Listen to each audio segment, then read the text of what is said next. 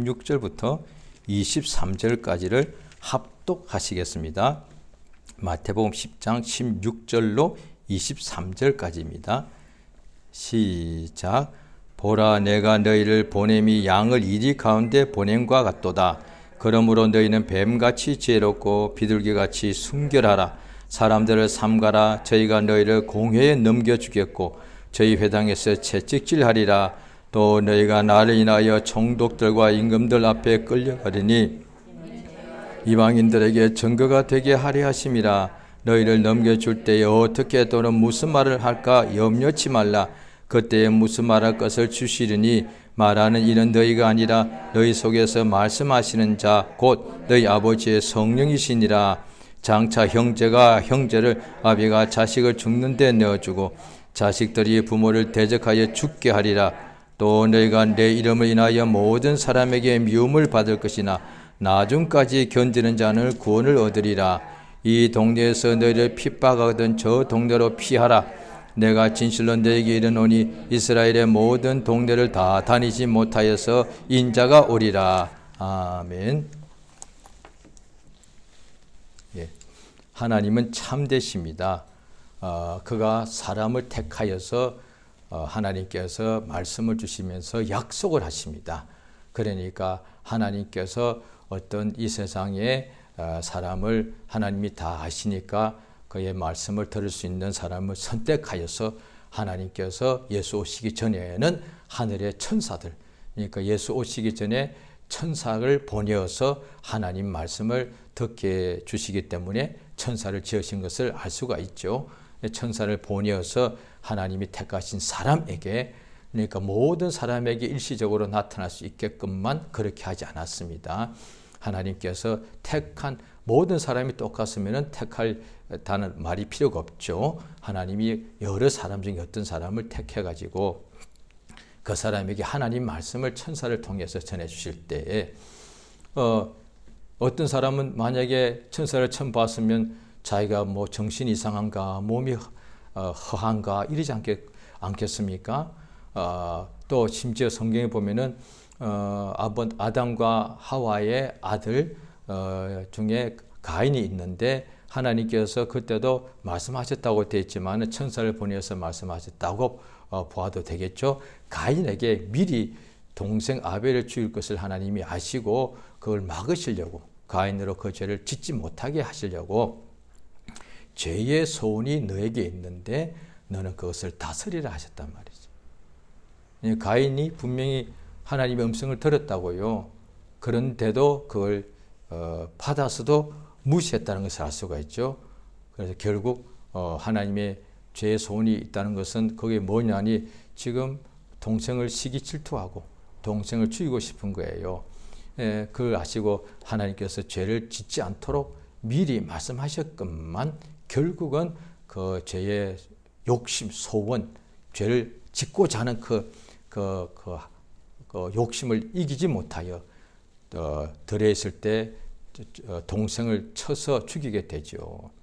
그러니까 하나님의 천사가 나타나서 말씀하시긴 하지만은 그걸 어떤 사람은 천사를 못 알아볼 수도 있고 듣지 못할 수도 있고 내가 이상한 소리를 들었나 할 수도 있고 또 보고 들었을지라도 그걸 지키지 않으면 소용이 없단 말이죠. 무시하게 되면요. 하나님께서 노아에게도 나타나시고 그 다음에 아브라함에게도 나타나시고 모세에게도 나타나셔서 천사를 보내어서 말씀하시면서 그 말씀이 약속하십니다. 이렇게 될 것이다 라고, 내가 너를 반드시 복주고 복줄 것이다 라고 하시면서 하나님께서 그것에 대하여 반드시 약속을 이룰 것에 대하여 맹세로까지 보정하십니다. 그래서 하나님께서는, 그러니까 하나님은 거짓말 할 수가 없는데 하나님이 우리에게 하신 말씀이 약속과 맹세 아니겠습니까? 하나님 뭔가 말씀하시는데, 그러니까 하나님은 거짓말 할 수 없는 두 가지가 있는데 두 가지 거짓말 안 하시는데 우리 인간에게 약속하시고 그 말씀하시는 거죠. 그 약속이 거짓말이 할 수가 없고 또 그 약속하신 것을 반드시 이루겠다고 맹세하시는데 이 맹세도 역시 하나님 말씀하시는 거죠. 이 말씀도 거짓말 할 수가 없다고. 히브리서 6장에 보면은 하나님께서는 두 가지 일을 이렇게 우리에게 말씀하실 때에 이렇게 맹세로서 보증하시고 그가 거짓말할 수 없다고 이렇게 되어 있단 말이죠. 그러니까 그 말씀대로 과연 하나님께서 복 주시고 복을 주시더란 거예요. 그러니까 하나님이 거짓말하지 않고 약속대 이룬 것을 볼 때에 하나님이 참되신 것을 알게 되더란 거예요. 자, 우리 한번 성경 한번 찾아보겠습니다. 자, 히브리서입니다.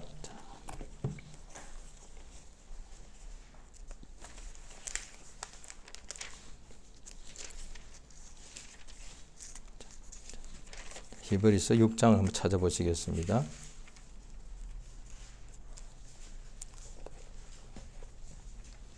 자, 히브리서 6장 13절입니다. 같이 읽겠습니다. 시작. 하나님이 아브라함에게 약속하실 때에 가리켜 맹세할 자가 자기보다 더 큰 이가 없으므로 자기를 가리켜 맹세하여 계속 읽습니다. 가라사대 내가 반드시 너를 복주고 복주며 너를 번성케 하고 번성케 하리라 하셨더니 저가 이같이 오래 참아 약속을 받았느니라. 사람들은 자기보다 더 큰 자를 가리켜 맹세하나니 맹세는 저희 모든 다투는 일의 최후 확정이니라. 하나님은 약속을 기업으로 받는 자들에게 그 뜻이 변치 아니함을 충분히 나타내시려고 그 일에 맹세로 보장하셨나니 이는 하나님이 거짓말하실 수 없는 이 두 가지 변치 못할 사실 인하여 앞에 있는 피하여 가는 우리로 큰 안위를 받게 하려 하심이라. 예. 자, 하나님께서 이미 과거에 우리가 이루어진 사실, 우리가 지금 신약 성경책을 가지고 있지만 동시에 성경 전설하에서 구약 성경도 가지고 있지요. 이것에 보면 지금부터 수천 년 전에 아브라함 지금부터 3,500년 전 이전의 사람이라고 우리가 보고 있습니다.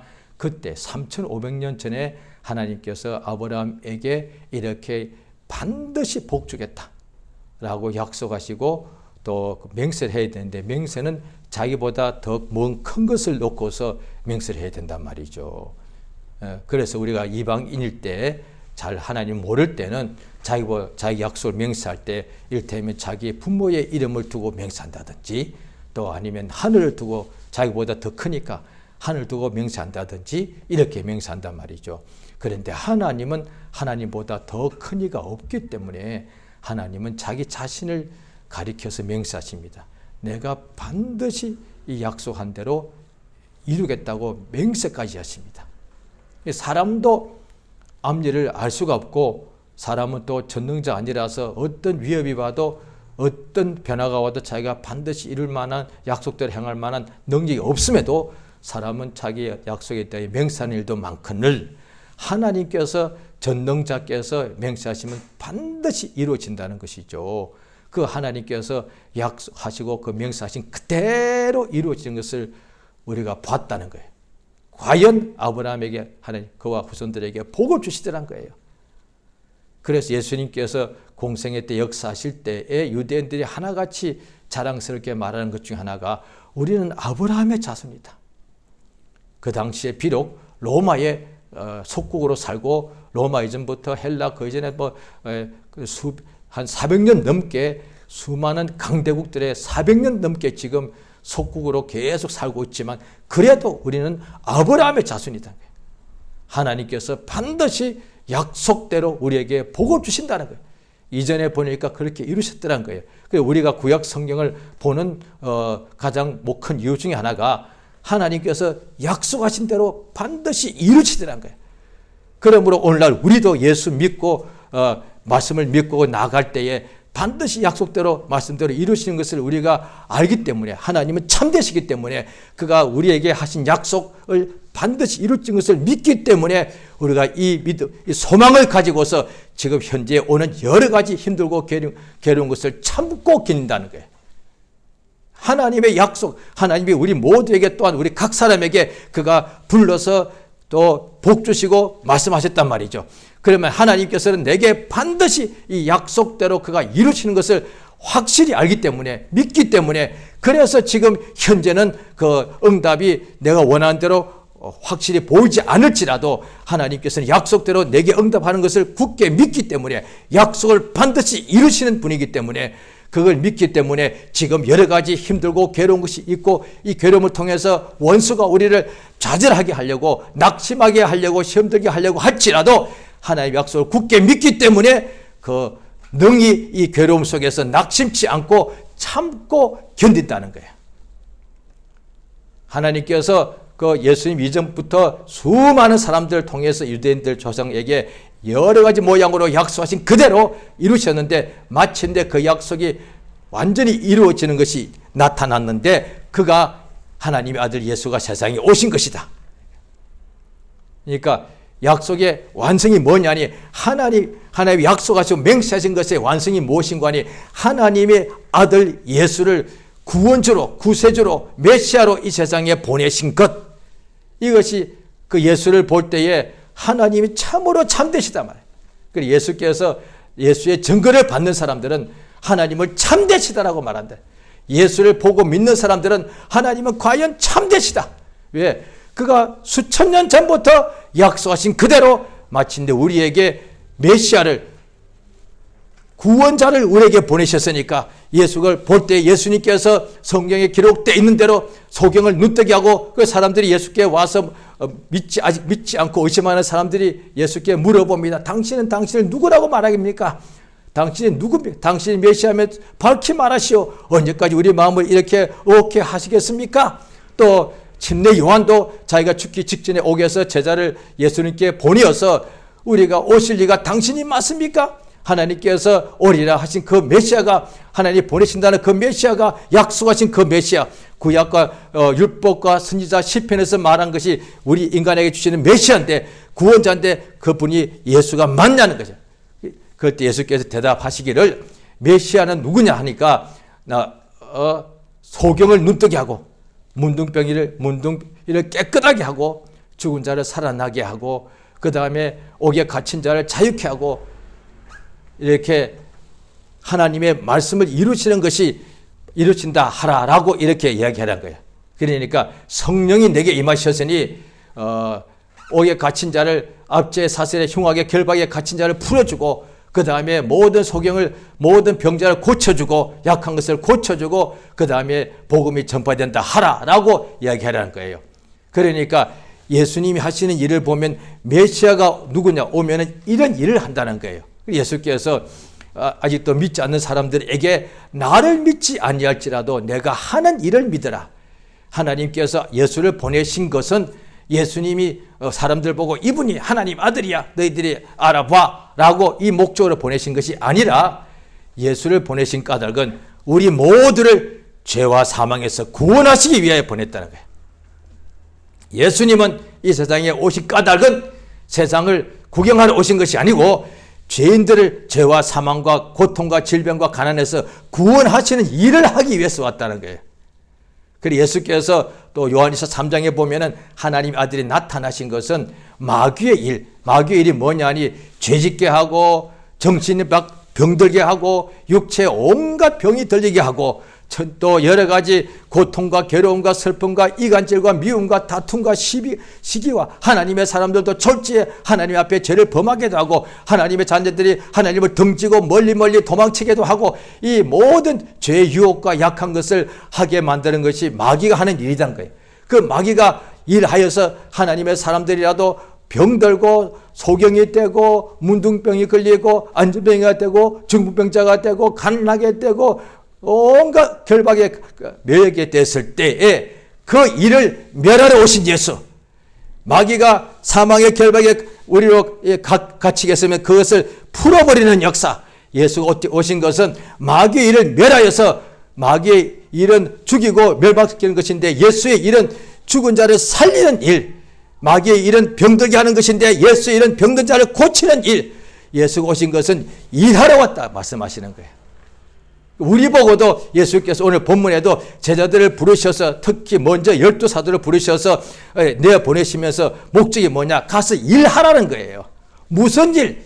이스라엘 일단은 그 후에는 성령 받으면 땅끝까지 가서 예수를 전가하라고 하시는데 성령 받기 전에는 예수님께서 사마리아인에도 가지 말고 이방인의 길로도 가지 말고 오직 이스라엘 잃어버린 양에게로 찾아가서 이스라엘의 잃어버린 양들 하나님께로 돌아오게, 하나님의 백성들인데 병든 사람들 고쳐주고 죽었으면 살려주고 소경됐으면 눈뜨게 해주고 예수가 12제자를 부르신 목적은 예수가 함께 있게 하고 예수가 보내셔서 예수가 하신 일을 하겠단 말이에요. 마귀 일을 멸하는 거요. 마귀가 일하여서 죄짓고 병들고 약해진 그 사람들을 다시 세워주고 일어나게 해주고 해방시켜주고 자유케 해주란 거예요. 그것이 예수의 제자단 말이에요. 예수께서 또 말씀하시기를 이제 제자들이 예수가 하늘로 올리시고 난 후에 성령을 부어주시게 되면은 성령 받으면 예수를 믿는 사람은 예수의 하는 일도 할 것이고 이보다 더 큰 일도 한다는 거예요. 그러니까 실제로 예수님보다 더 위대하다는 뜻이 아니죠. 예수는 3년 반 동안 이스라엘 그 땅에서만 일하셨으니까. 그런데 성령 받으면 어떤 사람은 땅 끝까지 예수님보다 훨씬 더 넓은 지역에 예수보다 훨씬 더 많은 오랫동안 3년 반이 아니라 30년 동안 수많은 사람에게 복음을 전하고 예수님보다 양적으로 더 많이 복음 듣게 하고 천국 복음을 전하고 더 많은 병자를 살릴 수 있단 말이죠. 그러니까 예수를 믿는 사람은 예수의 일을 하는 거예요. 어떤 거요? 이 세상에 있을 동안에 모든 사람이 어둠에 있다는 것이죠.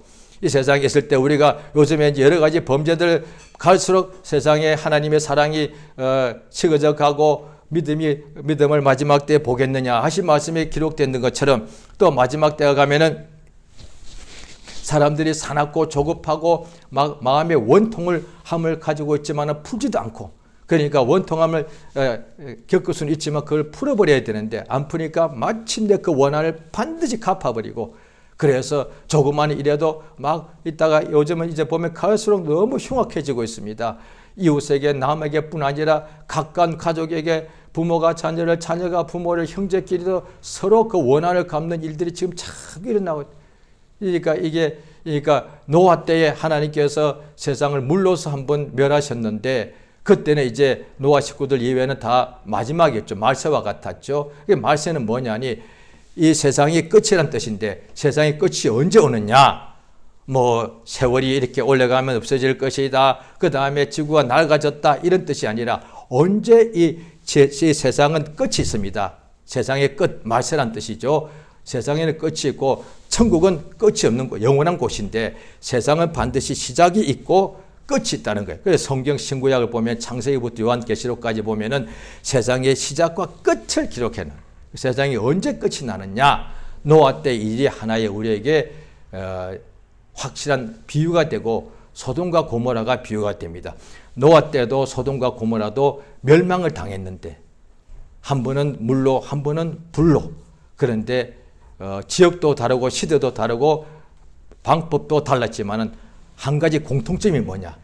죄가 가득 찼을 때 그 도시에 소돔과 고모라가 두 도시니까 그 사람들이 그때 많았으니까 그 옛날에도 그 도시 하나가 굉장히 컸을 거단 말이에요. 거대한 도시 그 옛날에 인구가 적을 때에 그런데 도시가 두 개가 인접해 있었는데 두 도시다가 엄청나게 부유하고 잘 살았겠죠. 사람이 많았겠죠.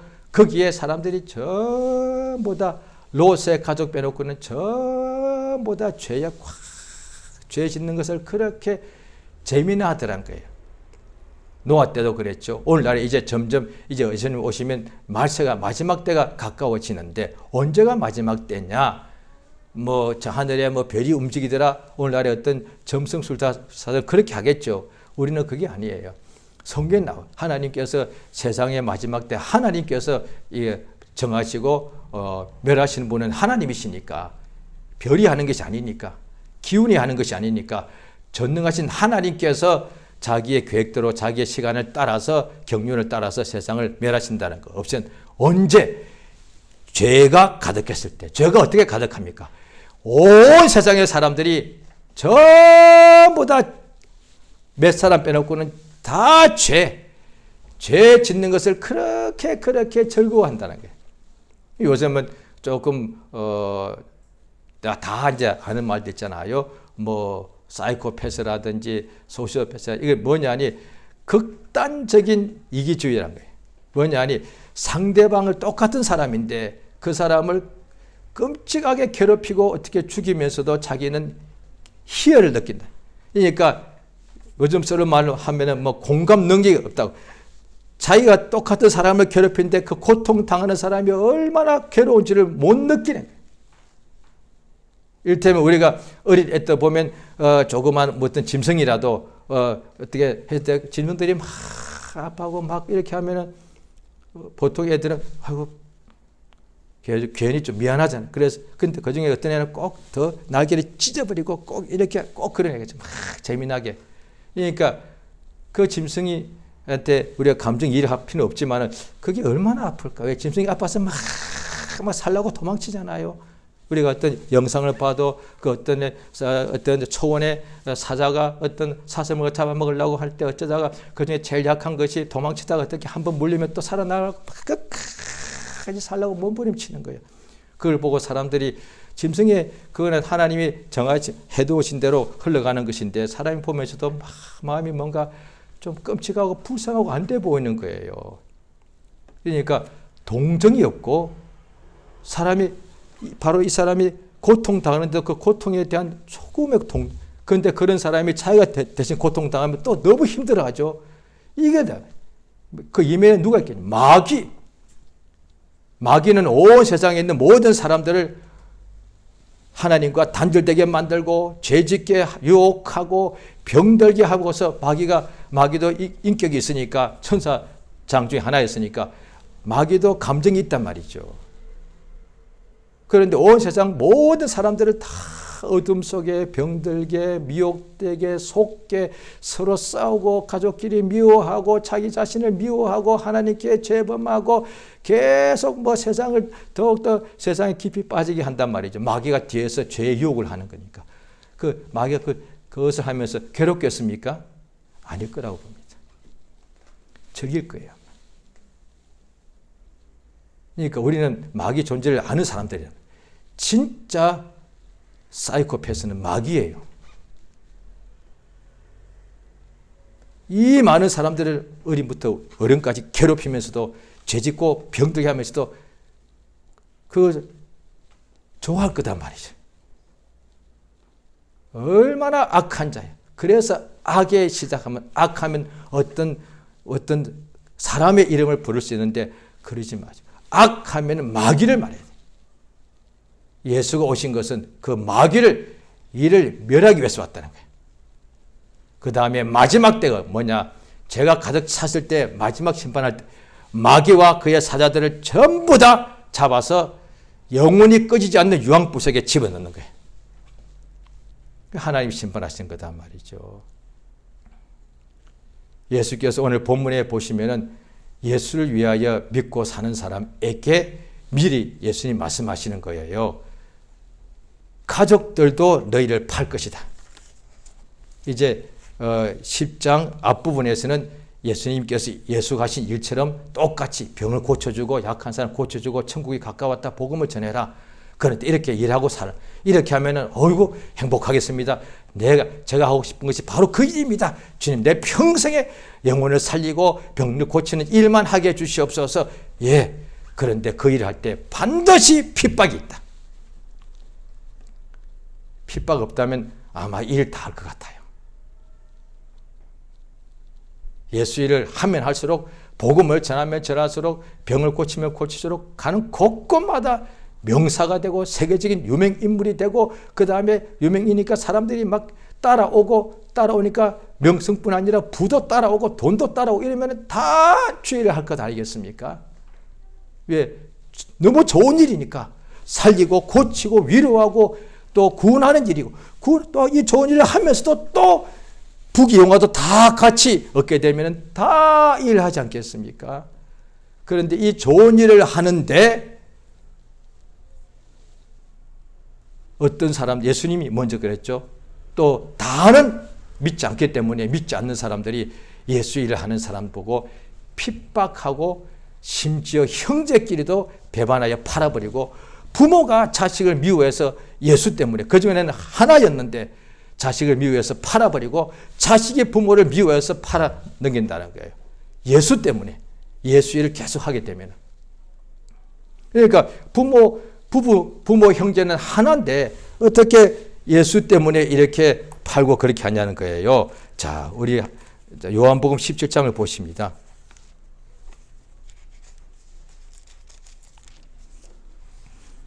요한복음 17장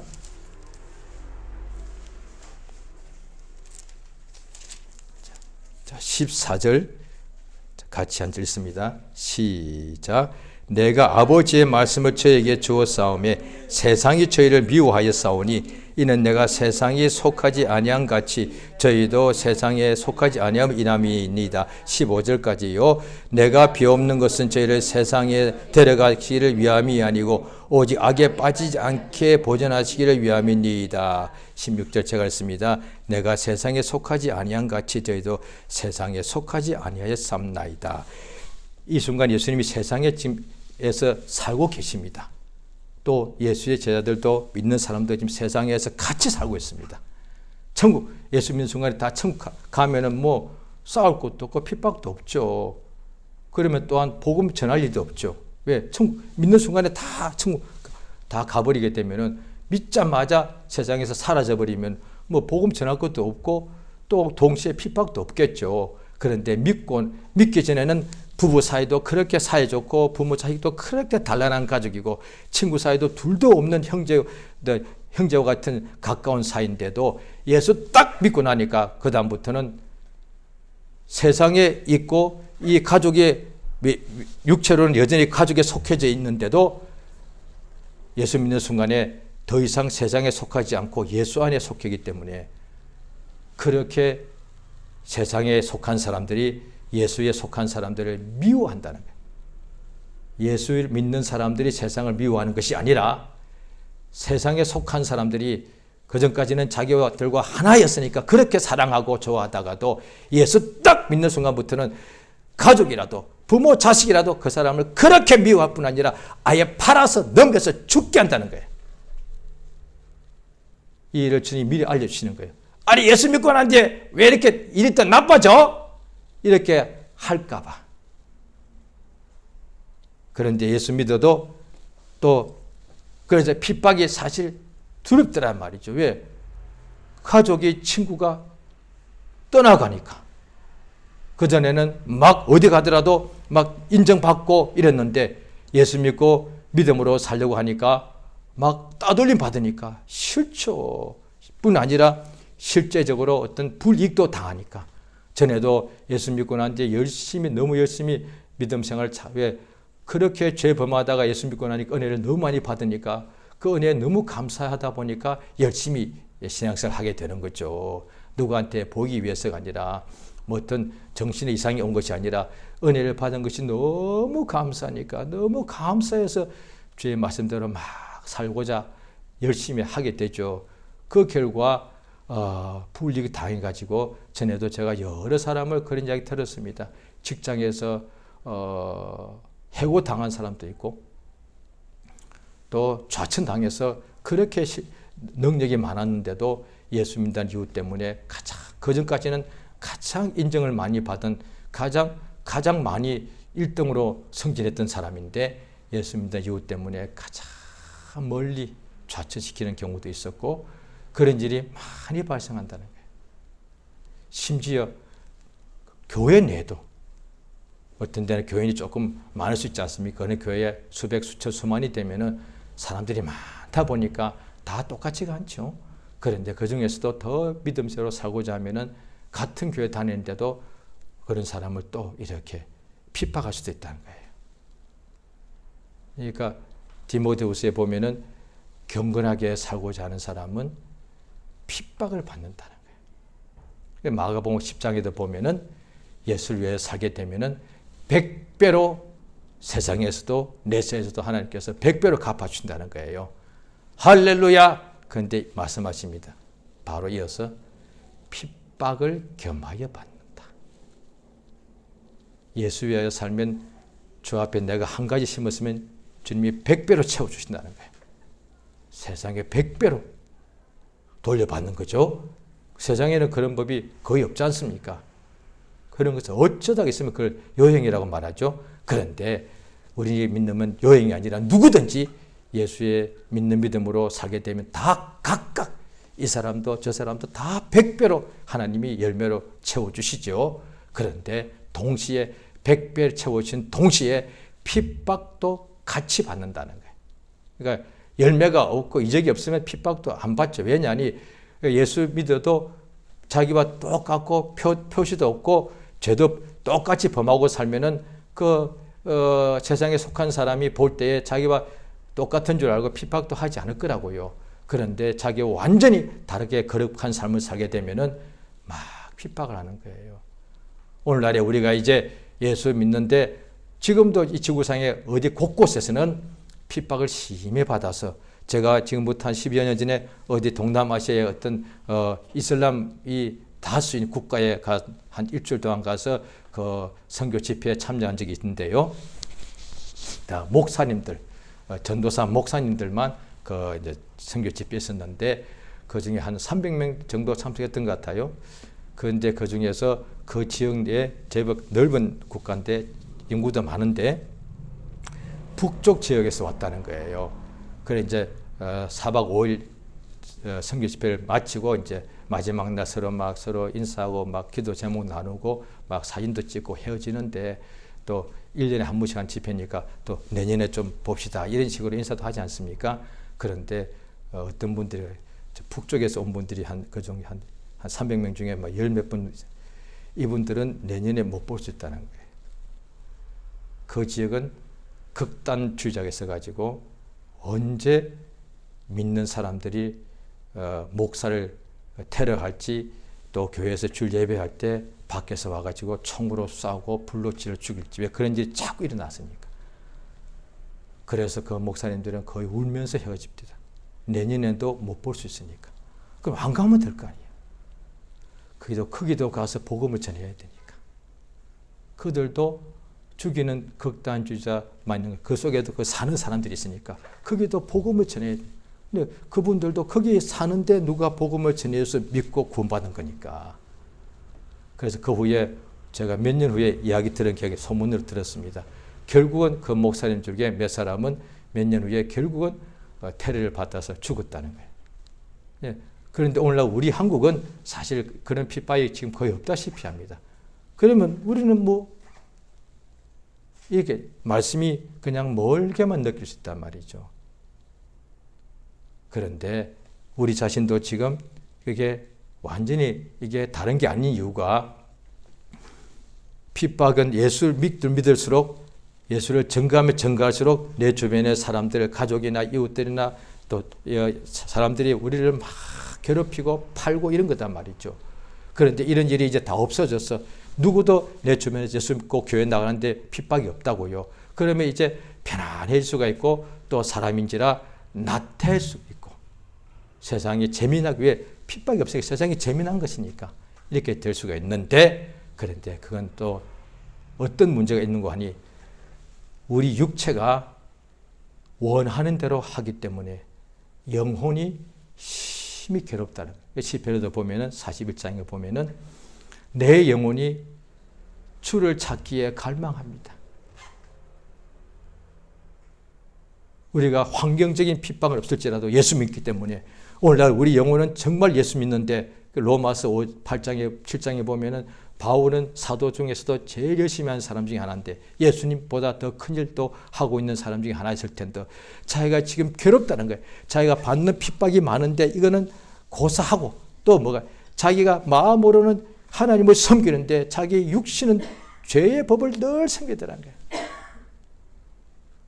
이게 영감이에요. 그러니까 환경적으로는 환난도 핍박도 괴로움도 없어서 얘가 좋습니다라고 할 수 있는데, 그런데 내 육체 속에 욕심이 있어가지고 이것이 날마다 죄를 짓게 하더라는 거예요. 그 결과 이 육체 때문에, 정확히 육체 욕심이죠. 욕심 때문에 내 영혼이 크게 지금 괴롭더라는 거예요. 그 영혼이 막 낙심까지 한다는 거예요. 그래서 내가 핍박을 바울 선생이죠. 내가 핍박을 받고 수많은 사람에게 복음을 전하고 수많은 병자를 고치고 수많은 또 이렇게 교회를 세웠을지라도, 자, 성경 한번 보시겠습니다. 고린도전서 9장입니다.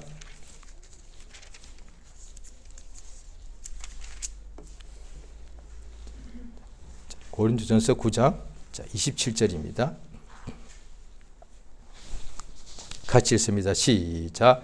내가 내 몸을 쳐 복종하게 하면 내가 남에게 전파한 후에 자기가 도리어 버림이 될까 두려워함이로라. 세상에서 핍박을 또 인간인지라 두려워하죠. 그런데 그 핍박을 하나님의 권능으로 핍박도 환난도 능히 견디고서 복음을 전하는 사람이 그럼 이제 두려움이 하나도 없지 않겠느냐. 왜? 핍박도 이 사람을 못 막더란 거예요. 이 바울 사도죠.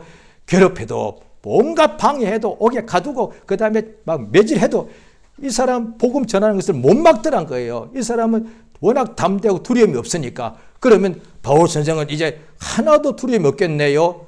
이렇게 볼 것 같았는데 있더란 거예요. 뭘 두려워하세요? 핍박이요? 아니. 내가 남한테 이렇게 핍박도 환난도 능히 겪으면서 복음을 전하고서 오히려 내가 버림을 당할 수 있다는 거예요. 그게 무슨 말씀은 그게 실제로 가능하다는 주님이 알려주시는 거예요. 예수님보다 더 큰 일에서 더 많은 교회를 세우고 더 수많은 병자를 고치고도 그들은 내가 전한 복음 때문에 수없이 구원받지만은 병 고침 받지만은 나는 버림이 될 수 있다는 거예요. 그게 가능하다는 거예요. 왜? 복음을 전하고도 내가 또 죄를 범하게 되면은 나도 끝난다는 거예요. 그래서 왜 그렇게 하느냐? 내가 내 몸을 쳐서 내 몸을 학대하는 것이 아니라 목적이 뭔데요? 복종하게 한다는 거예요. 말씀에 순종케 한다는 거예요. 내 말에 거하라고 명령하셨으니까. 믿음이 뭐냐니 예수의 말씀대로 순종하는 거니까. 아브라함과 하와가 범죄 시작이 뭐냐? 하나님의 말씀을 불순종하는 거니까. 거역한 거니까. 그러니까 사도라도 몸은 똑같기 때문에 그 몸이 죄를 범하기 때문에 이 몸을 쳐서 하나님께 순종하기 위해서라는 거예요. 이게 신앙, 남한테 복음 전하는 것도 주의 일이고 또 나도 내 몸을 쳐서 주의 명령에 순종케 하는 것이 이것도 하나님 일이란 말이죠. 우리가 상을 받아야 되기 때문에. 그런데 몸을 치라고 하니까 오늘날에도 보면은 실제로 어디는 자기가 이 채찍질이나 매를 만들어서 자기 몸을 이렇게 때립니다. 이게 주로 이제 독신으로 하는 그런 쪽에서 그걸 많이 합니다. 몸이 자꾸 죄를 범하니까 이놈의 몸하고 막 때리고 이놈의 몸 밥을 안 먹여버려. 그냥 밥보다 금식을 더 많이 해. 이놈의 몸 잠도 안 줘버려. 그 몸을 학대하라는 줄. 왜? 숭유거리 때 몸을 쳐라고 떼었으니까 그걸 곧대로 이렇게 이해해가지고 그게 아니겠죠. 그럼 이 몸을 다 없애버려야 되게요. 그럼 눈도 뽑아버리고 손도 다 잘라버리게 되게요. 아니다 말이죠. 자, 성경 보십니다. 골로새서 3장입니다.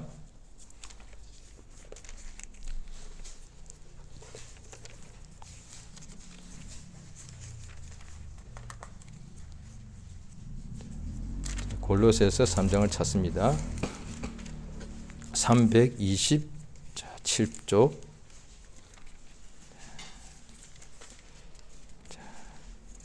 골로새서 3장 5절입니다. 5절 같이 읽겠습니다. 326쪽입니다. 신약성경 326페이지 골로새서 3장 5절입니다. 시작.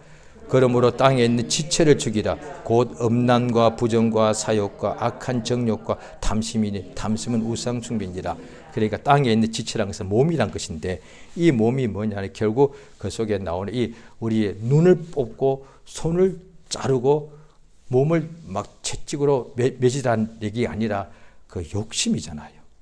죄 짓는 욕심, 음란과 부정과 사욕과 악한 정욕과 탐심. 자, 보십시오. 지금 온 세상에 벌써 몇 년째 연병이 퍼져가지고 세균이 호흡기로 코로 입으로 들어오니까 어떤 사람은 특히 노인들은 그냥 심하게 앓다가 목숨이 끝나더라는 거예요. 그러니까 그 외에도 그전에도 우리 몸에 지금도 무슨 암세포가 하루에도 이게 막 계속 생기는데 이것이 점점 커지면은 이게 암세포가 점점 속에서 생기고 그 다음에 자라가더라고요. 몸에 있는 세균이나 암세포 같은 것을 발견해가지고 그걸 없애버려야 되잖아요. 내 몸의 일부분인데 내 몸의 어떤 장기의 한 부분에 암세포가 있다는 말이에요. 그런데 그 암세포를 없애려고 내 몸의 신체 한 부분을 잘라내는 거잖아요. 실제로 지금도 그런 수술하고 있거든요. 어떤 사람은 자기의 위가 암세포가 굉장히 많이 생겨서 할 수 없이 위장 전체를 다 내 몸이잖아요. 그 귀한 몸을 가지고 그런데 거기 있으면은 온 몸으로 다 퍼지면은 내가 목숨을 잃기 때문에 자기의 위장 자체를 이렇게 절제해서 떼어서 내버린다는 거예요. 위를 없애는 것이 아니라 암세포가 가득 차 있는 그것을 없애버리는 거 아니겠습니까? 그만큼 그게 나쁘기 때문에 똑같이 사람 속에 엄란, 부정, 탐심, 이게 사실 암세포보다 더 나쁜 거거든요. 이걸 죽이라는 거예요. 그러니까 가장 요즘에 암세포에 가장 좋은 약이 뭡니까? 암세포만 골라서 죽여버리는 약. 똑같단 말이죠.